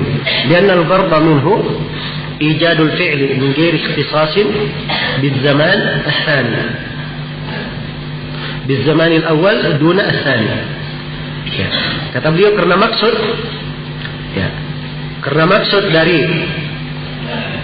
maksud dari perintah itu adalah mendatangkan perbuatan yang diperintah. Ya. Dan tidak harus di awal kali dia memerintah, di zaman al-awwal, di awal kali dia memerintah, ya. Tidak pada masa yang kedua. Ya. Jadi ini alasan penulis ya, kenapa perintah tidak harus segera? Ya, sebab kalau dia diperintah, yang penting dia datangkan yang diperintah. Kata penulis. Ya. Jadi tidak harus dia awal kali diucap langsung dia pergi. Ini alasannya yang disebutkan oleh penulis. Tapi dalil-dalil yang telah kita terangkan itu lebih kuat. Itu lebih kuat. Baik, selesai sudah di sini pembahasan apakah perintah bermakna harus segera atau tidak. Ya. Kemudian setelahnya penulis rahimahullah membuka pembahasan berikutnya. Ya.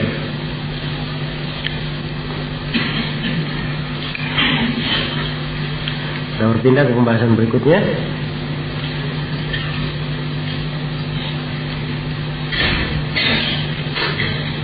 Malam ini tidak tanya jawab ya.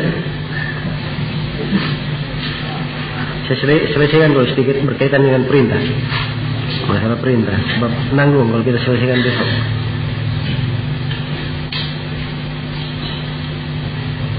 Ya. Kita kembali kepada bagannya. Ya. Masih berkaitan dengan perintah. Sini masih ada beberapa pembahasan berkaitan dengan perintah. Yang pertama, ma la yatimul wajibu illa bihi fahuwa wajib. Yang kedua, fi'lul ma'mur yaqtadi al-ijza'. Yang ketiga, al-mukhatab, siapa yang dimasukkan di dalam perintah. Kemudian kaidah al-amru bisyai' nahyun an dhiddihi wan nahyu an syai' amrun bi ahadi abdadihi. Kemudian yang ke-5, ma'ani sighatil amr, ghairul wujub wa talabil fi'l. Ini 5 pembahasannya. Setelah itu semuanya pembahasan berkaitan dengan larangan. Ini berkaitan dengan larangan, insyaallah kita bahas besok. Ya, kita selesaikan dulu perintah. Ya, baik.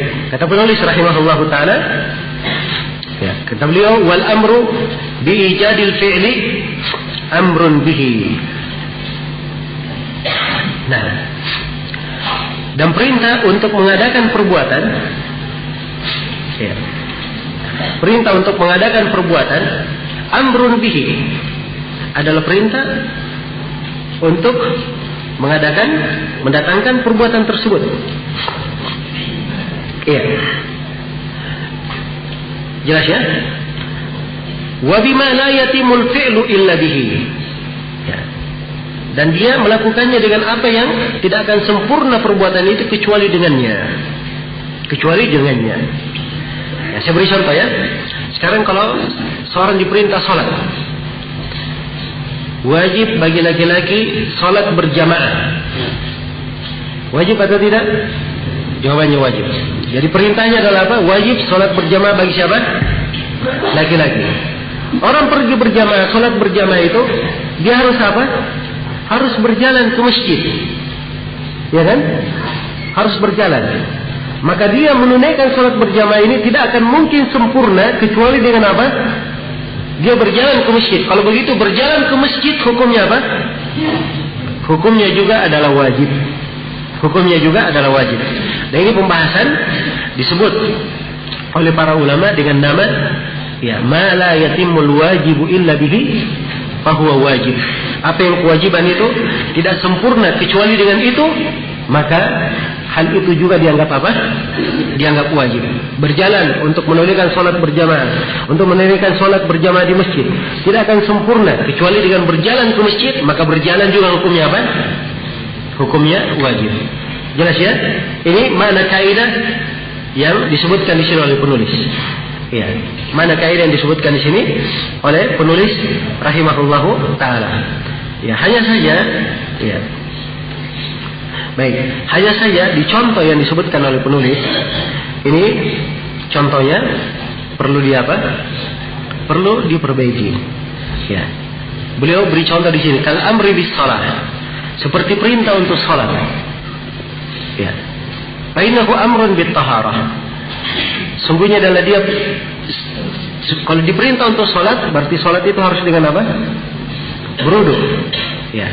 Fa innahu amrun bit taharati al muwaddiyati ilaiha. Jelas ya?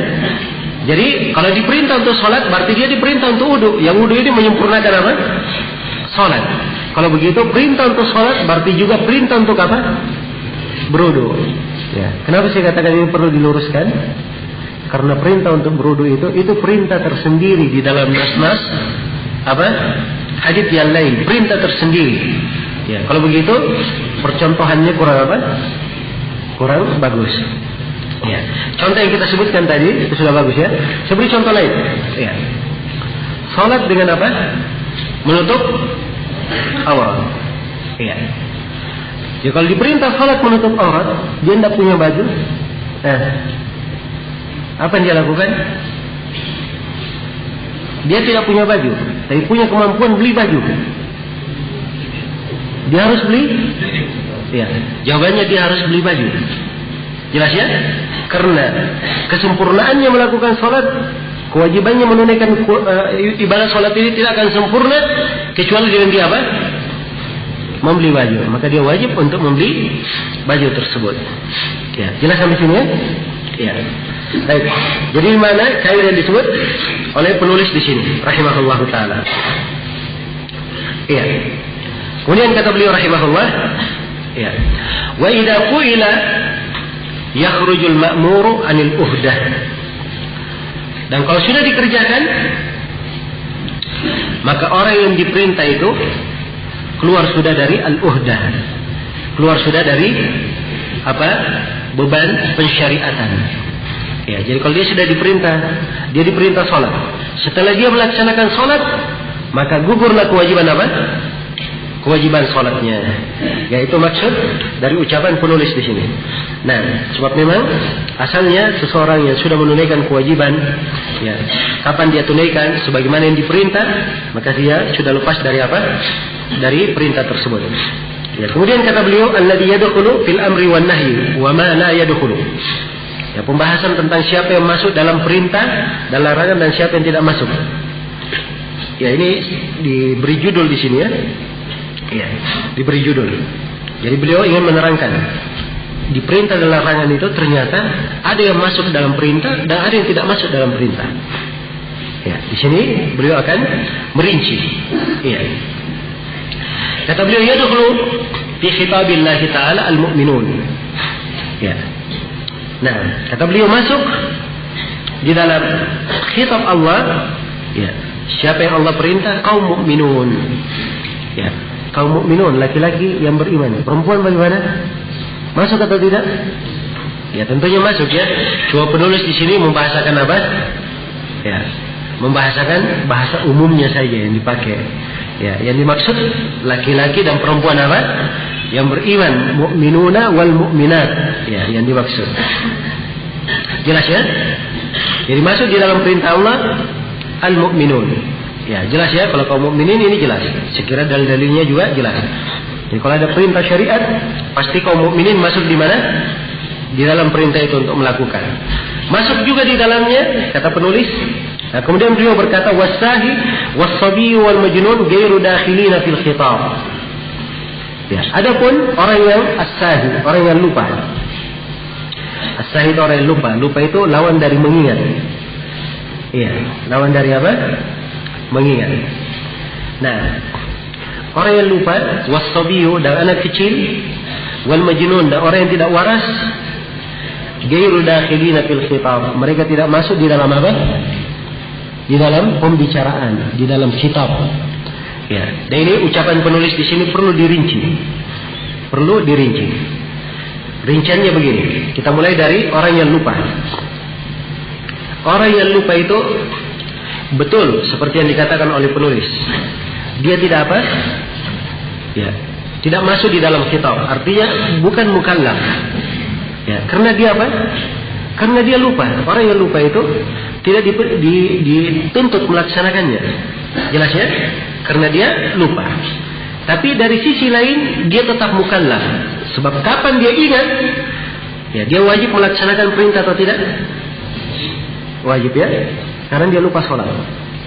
Ketika dia lupa, dia wajib mengerjakan, masuk dalam kitab? Tidak. Nah, begitu dia ingat, dia laksanakan atau tidak? Dia laksanakan. Karena itulah Nabi SAW bersabda, "Man nama an salatihi aw nasiha falyusalliha idza dzakaraha." Siapa yang tidur dari salatnya atau dia lupa, hendaknya dia salat ketika dia apa? Dia ingat. Dia tetap dia datangkan. Tetap dia datangkan.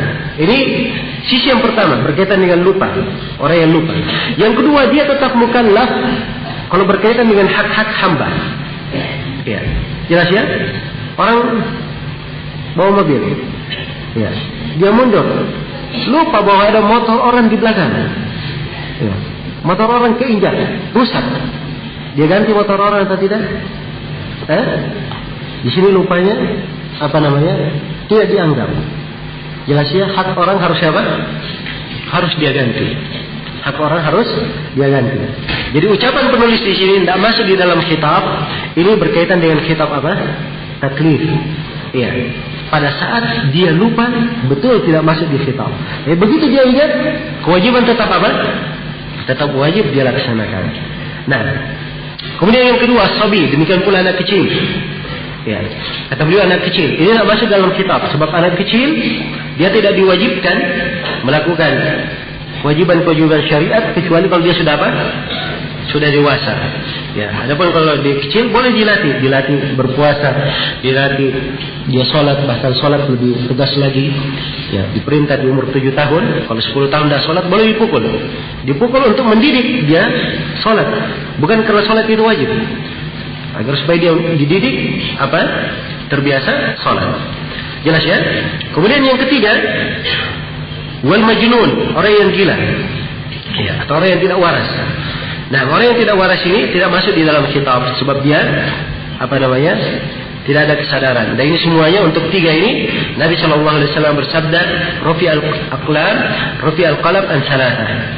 Ya, pena itu diangkat dari 3. Nah, anis sabi hatta yablugh, ya, anil majnun hatta yafiq,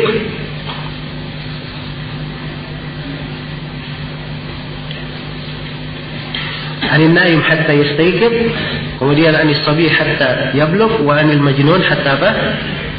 Yufiq.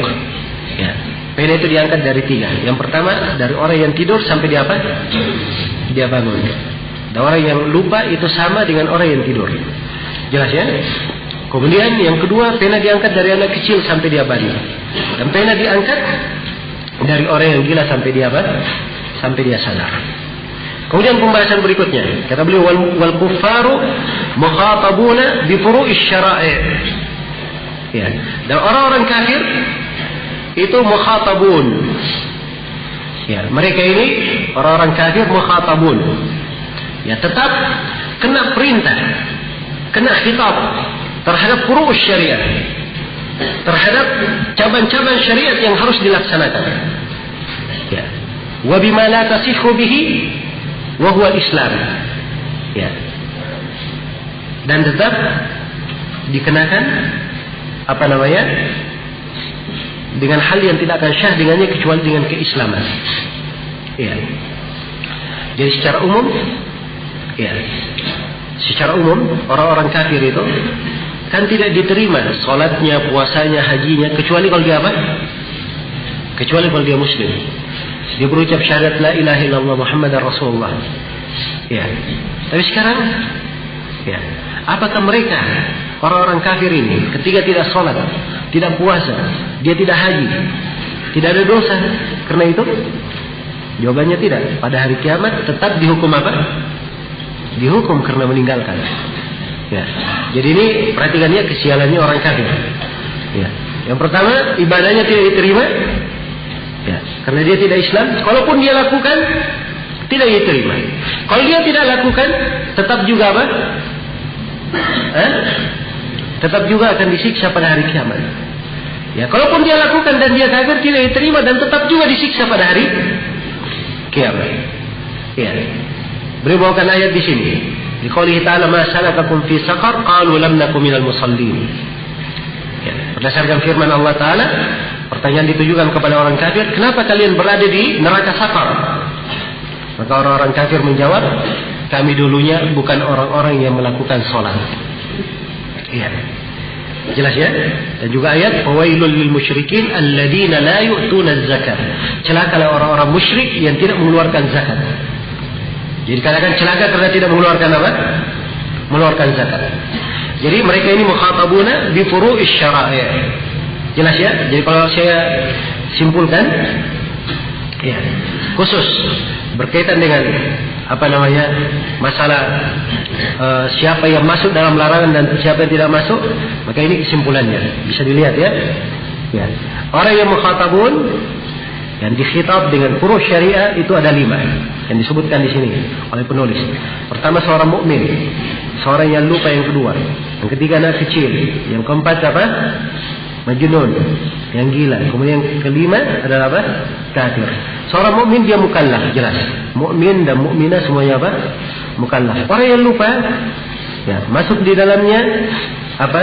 Orang yang tidur juga masuk juga di dalamnya orang yang lalai. Ya, yang lupa ini ada 2 jenis kita katakan. Pertama dia mukallaf dari sisi kapan dia ingat, maka dia wajib apa? Menunaikan ibadah yang dia lupa. Kemudian dia juga mukallaf dari sisi kalau ada yang berkaitan dengan hak-hak makhluk, dia tetap membayar atau menunaikan hak makhluk tersebut. Ya. Kemudian dikatakan dia bukan mukallaf. Kenapa? Karena kalau dia lupa misalnya melakukan salat, maka tidak ada dosa baginya. Jelas ya kalau dia lupa. Jadi begitu dia ingat, hendaknya dia melaksanakan apa? Salat tersebut.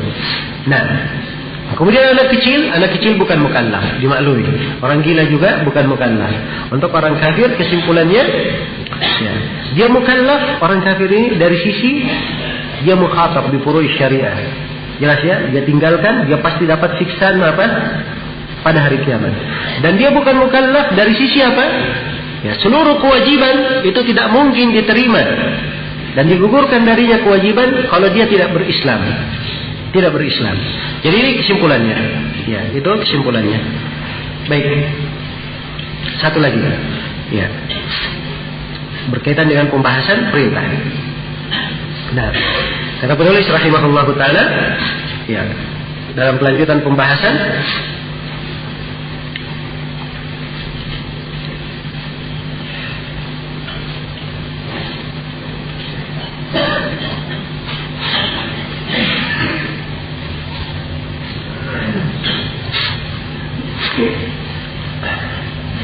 Ya, perhatikan.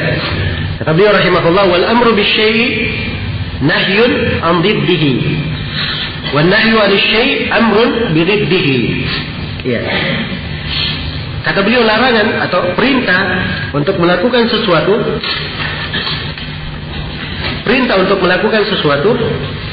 itu adalah larangan untuk melakukan lawannya.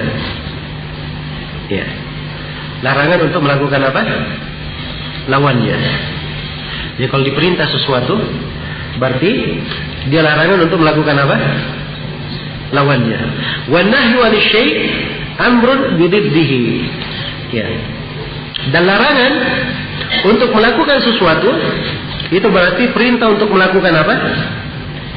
Perintah untuk melakukan lawannya. Jelas ya? Perintah untuk melakukan lawannya. Baik, ini kaidah yang disebut oleh penulis. Ya. Maksud dari ucapan penulis di sini, ya.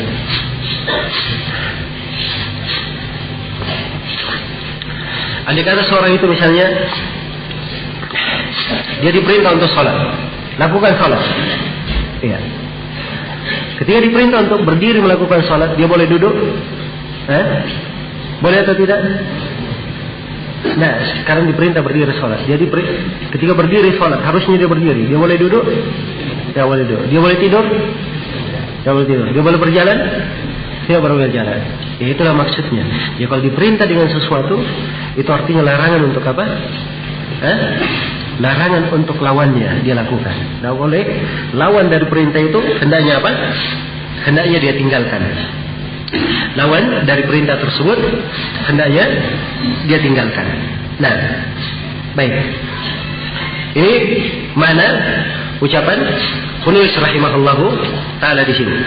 Ya. Saya beri contoh lainnya supaya lebih jelas.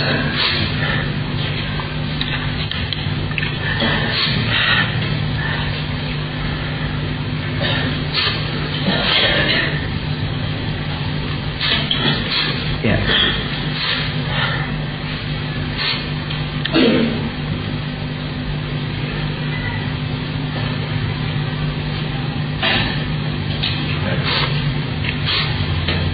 Ya. Sekarang contoh yang kedua. Seorang diperintah untuk beriman kepada Allah. Ya, berarti apa? Lawannya apa? Dia dilarang untuk kufur kepada Allah Subhanahu wa taala. Iya, kan begitu. Demikian pula kalau dilarang, wan nahyu 'anil syai' amrun bi diddihi. Dan kalau dia dilarang dari sesuatu, itu artinya larangan dari apa? Larangan dari melakukan kalau dia dilarang dari sesuatu, itu artinya perintah untuk melakukan apa? Lawannya. Sekarang Allah berfirman, "Wala taqrabuz zina." Jangan kalian mendekati zina. Ini larangan. Berarti perintah untuk apa? Melakukan lawannya. Lawan dari zina apa? Menikah.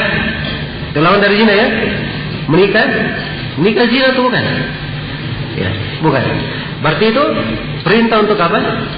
Untuk menikah. Ya, jelas ya? Demikian. Baik. Allah melarang hamba untuk berbuat kezaliman dalam banyak nas ayat Al-Quran dan hadis. Artinya kita diperintah berbuat apa? Berbuat adil. Berbuat adil. Ya. Karena itu tampak dari sini, ya, bahwa ucapan penulis di sini ini perlu diperbaiki bahasanya. Jadi beliau katakan al-amru bisyai' nahyun an diddihi.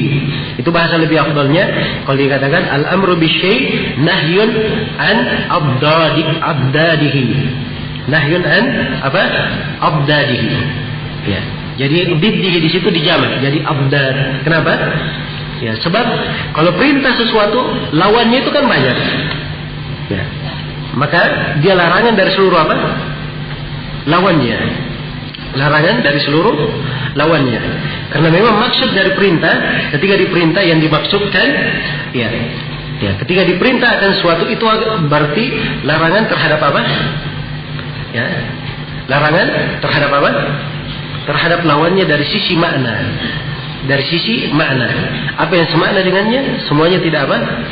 Tidak diperbolehkan.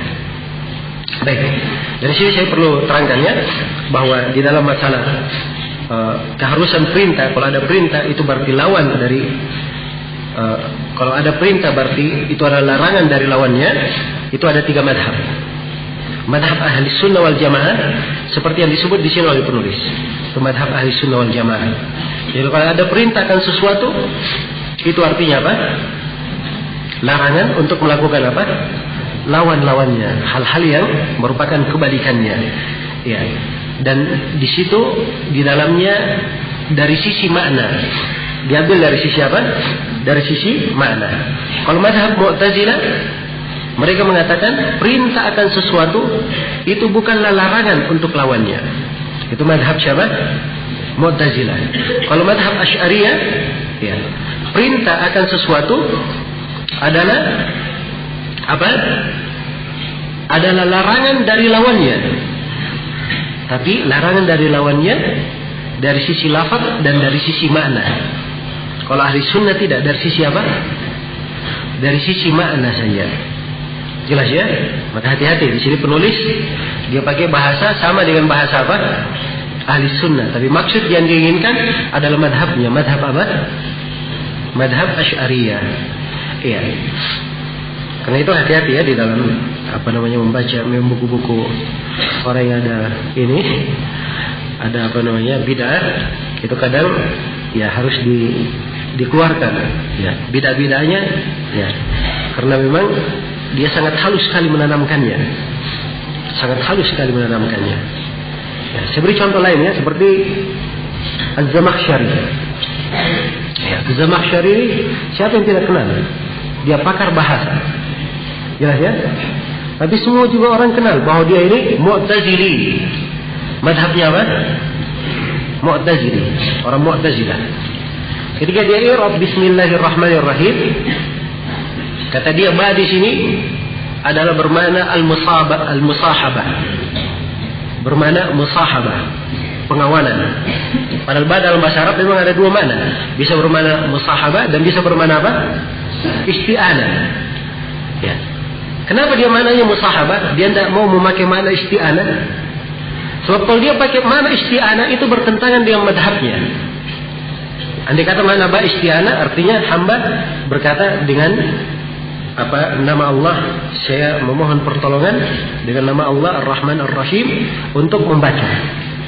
Memohon pertolongan. Jelas ya? Dan bagi orang-orang Mu'tazilah, ya, perbuatan hamba itu dari apa? Perbuatan dirinya sendiri. Perbuatan hamba perbuatan apa? Dirinya sendiri, bukan perbuatan Allah. Kalau mereka pakai isti'anah mohon pertolongan kepada Allah, ini berarti bertentangan dengan apa? Madhabnya. Karena itu hati-hati ya di dalam membaca buku-buku ahlul bidah, apalagi kalau dia baca tidak ada guru yang membimbingnya. Ya, ini yang menjadi apa? Menjadi repot. Nah, itu kadang saya pernah sebutkan sama sebagian ikhwan. Ya, jangankan para penuntut ilmu yang baru. Ya, subhanallah, seperti Imam Nawawi, Al-Hafidz Ibnu Hajar. Ya. Karena lingkungan mereka adalah lingkungan ahlul bid'ah, ya. Walaupun subhanallah sudah banyak hal yang mereka bantah lingkungannya, tapi masih tersisa juga bid'ah-bid'ah tersebut. Ya, dan mereka ini imam ulama besar. Imam Syatibi dalam I'tisam dan di dalam kitabnya Al-Muwafaqah ada beberapa perkara beliau sepakat dengan mazhab Jabriyah di dalamnya. Sepakat dengan mazhab Jabriyah. Orang sepintas lalu yang mendengar ucapan Imam Syatibi, wah bagus ucapan Imam Syatibi. Misalnya Imam Syatibi berkata, ya, Al-Hasan ma hasanahu syari' wal qabih ma qabbahahu syari'. Yang baik itu apa yang dianggap baik oleh syariat. Yang jelek itu adalah apa yang dianggap jelek oleh syariat. Antum setuju atau tidak ini ucapan? Setuju atau tidak? Kalau setuju kalau setuju salah, tidak setuju juga salah. Ya. Jelas ya? Harus dirinci apa maknanya ini. Harus ditahu apa maknanya. Karena itu tadi saya katakan bahwa Imam Syatibi di sini apa? Ada keliruan rahimahullah. Ya. beliau memandang, sebab di pembicaranya di I'tisam, beliau memandang bahwa at-tahsin wa taqbih, hukum menganggap ini baik, ini jelek, itu semuanya murni ketentuan Allah Subhanahu wa taala. Akal tidak ada ikut andil di dalamnya. Ya, akal tidak ada ikut andil dalamnya. Ini madhabnya orang-orang Asy'ariyah, khususnya orang-orang Jabriyah di pembahasan takdir. Ya. Kenapa? Ya, dimaklumi ya bahwa mereka di pembahasan takdir apa? Ya, perbuatan itu bukan perbuatannya hamba, tapi perbuatan siapa? Perbuatan Allah. Kalau orang-orang Mu'tazilah, orang-orang Qadariyah Mu'tazilah, kebalikannya. Perbuatan itu perbuatan hamba sendiri, bukan perbuatan Allah. Kalau ahli sunnah tidak. Mereka pertengahan. Hamba punya perbuatan. Allah berikan padanya perbuatan, Allah berikan padanya kehendak, tapi perbuatan dan kehendak hamba tunduk di bawah apa? Kehendak Allah Subhanahu wa taala. Ini mazhab ahli sunnah. Berdasarkan ayat wa ma tasyauna illa ayyasha Allahu rabbul alamin. Jelas sekali. Ya, mazhab mereka. Tapi perhatikan kalimatnya, Masya Allah. Bahasanya indah. Ya, jelas ya. Dan bahasa ini, keindahannya ini akhirnya memukau sebagian orang. Ya, akhirnya kadang sebagiannya menukil tanpa ia curiga bahwa ada kesalahan akidah di dalamnya. Ya, kalau antum baca ada buku namanya Ilmu Usulul Bidah, ya, dinukil oleh penulisnya, ibarat Asy-Syatibi ini seakan-akan dianggap sebagai apa? Sebuah hal yang benar. Padahal itu termasuk kekeliruan beliau rahimahullah. Karena itu saya katakan tadi, seorang belajar kemudian mengambil dari guru, ya, dia mengetahui kedetailan akidah di sebuah cabang-cabang ilmu itu penting sekali, penting. Ya, dan sebagian banyak seseorang itu dia merendah dan duduk ya kepada guru, ya, maka itu akan semakin baik untuk dirinya, semakin baik untuk apa? Untuk dirinya. Ya, wallahu taala alam. Baik, ini untuk sementara, waktu sudah lebih dari biasanya. Dan insyaallah taala kita lanjutkan di hari besok insyaallah. Subhanallahi wa bihamdik, asyhadu an la ilaha illa anta, astaghfiruka wa atubu ilaik. Walhamdulillahirabbil alamin.